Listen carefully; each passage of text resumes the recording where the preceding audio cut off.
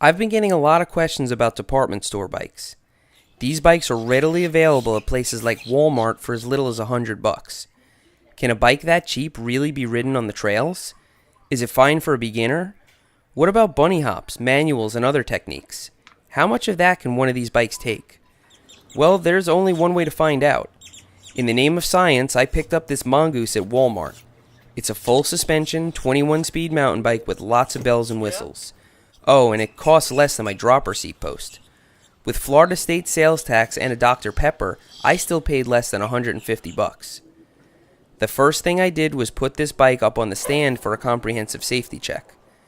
Whoever assembled this bike either didn't know how or didn't give a shit. I think it may have been a combination of both. The gears and brakes were ridiculously bad, but I had already expected that.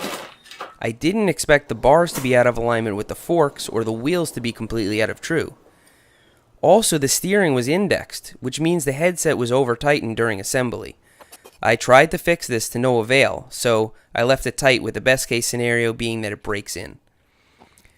The spokes were like spaghetti, which leads to bent rims.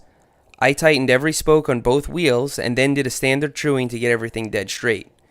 After I did my 2-hour tune-up, I brought the bike down to Elmo at 2End for a professional opinion. He greased the mechanism in the quill stem and dicked around with the gears and brakes. What's going to allow this thing to get tight is actually these two pieces sliding against one another.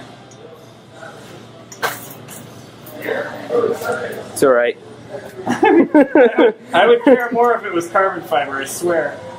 Thanks to Elmo, I might not die on this bike. The things I found wrong in this bike were pretty serious. Most of the issues would have quickly led to mechanical failure or even injury. For instance, without greasing the stem, the bars were easy to move independent of the front wheel.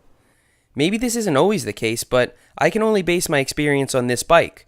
So if you're buying a bike from a department store, I can only recommend that you don't ride it without a thorough safety check.